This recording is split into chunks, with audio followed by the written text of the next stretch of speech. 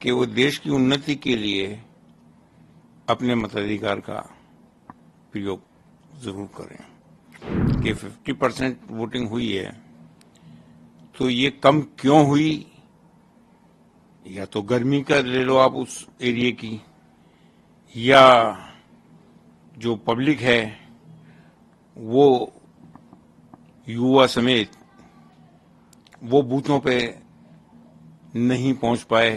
पिछले 10 साल का सवाल है तो देश उन्नति ही कर रहा है।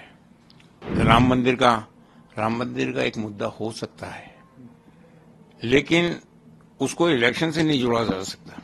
देखिए, ये एक ऐसा पर्व है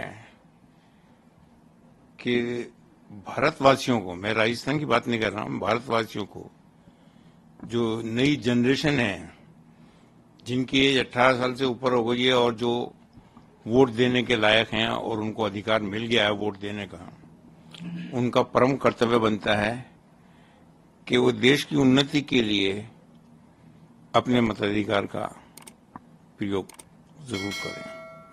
अब ये जो 50% आप बता रहे हैं राजस्थान का, कि 50% वोटिंग हुई है, तो ये कम क्यों हुई, या तो गर्मी का ले लो आप उस एरिया की, या जो पब्लिक है वो युवा समेत वो बूथों पे नहीं पहुंच पाए, ये हो सकती है, इसके अलावा कुछ नहीं। लेकिन देशवासियों से मेरी अपील है कि वो अपने मताधिकार का प्रयोग 100% करने की कोशिश करें ताकि भारत उन्नति के रास्ते पर गामजन होता रहे। मौजूदा सरकार पिछले 10 सालों से देश पे सत्ता पे काबिज है। ऐसे में क्योंकि अब तीसरा टेन्योर है, हो सकता है नई सरकार बने या जनता जिसको चुने उसकी सरकार बने, रिपीट भी हो सकता है। आपको क्या लगता है, आपका आकलन क्या कहता है, क्या लोग मौजूदा सरकार से खुश हैं या नहीं हैं, या कोई ऐसा आप मुद्दा उठाना चाहें जो आपको लगे कि इस सरकार ने मिस किया लोगों के बीच में? देखिए, जहां तक पिछले 10 साल का सवाल है तो देश उन्नति ही कर रहा है और विश्व के अंदर जो उसने अपना एक स्थान बनाया है वो मौजूदा सरकार की देन है। इसलिए पब्लिक को भी ये चाहिए कि हमारे देश को उन्नति की तरफ कौन ले जा रहा है और आगे हमारा भविष्य किधर है, उसको आधार बना करके ये अपने वोट का इस्तेमाल करें, वो ज्यादा बेहतर रहेगा। तमाम सभाओं में हमने देखा कि धर्म को लेकर, खासतौर पर राम मंदिर को लेकर जिक्र हुआ। वो लोगों से अपील की गई कि लोगों ने, हम मौजूदा सरकार ने राम मंदिर का जो है इस सरकार के अंदर लोकार्पण हुआ, प्राण प्रतिष्ठान हुआ। पिछली सरकार इस काम को लटकाती नहीं। आपको लगता है कि राम मंदिर एक महत्वपूर्ण मुद्दा रहा इस चुनाव के बीच में, और क्या धर्म की बात करना ठीक था इस चुनाव में, या कोई और मुद्दे भी उठाए जा सकते थे? देखिए, जहां तक धर्म का सवाल है, धर्म बिल्कुल अलग है। पिछले एक इतिहास को उठा के देखा जाए भारत के, तो राजा रजवाड़ों के पास में धर्म को लेकर के एक धर्मगुरु हुआ करता था।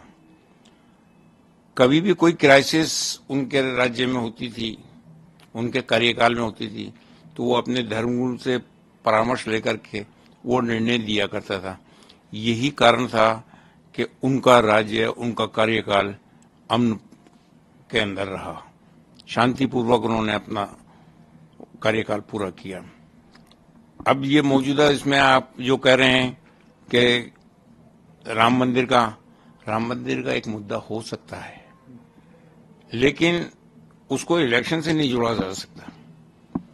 वो केसेस पेंडिंग थे, आज से नहीं थे, बरसों से थे। उसको हमारे सर्वोच्च न्यायालय ने जो है अंतिम निर्णय दिया, उसको आधार बना करके ये मंदिर का निर्माण हुआ। तो इसमें जो था वो कोई क्रेडिट लेने वाली बात नहीं है, पब्लिक ये भी समझती है। तमाम जगहों से और सभा स्थलों से और गली गली से एक स्लोगन दिया गया, जो राम को लाए हैं हम उनको लाए हैं, क्या मुस्लिम समुदाय इससे आहत होगा या आहत है? आपको ऐसा लगता है सर? नहीं, आहत होने का तो कोई प्रश्न ही नहीं उठता, क्योंकि जब सर्वोच्च न्यायालय ने निर्णय दे दिया तो इसमें आहत की कोई बात ही नहीं रही। और ये उससे पहले से जब पेंडिंग था मैटर, तब कहते रहे कि हमेशा अदालत का निर्णय जो है वो स्वीकार होगा।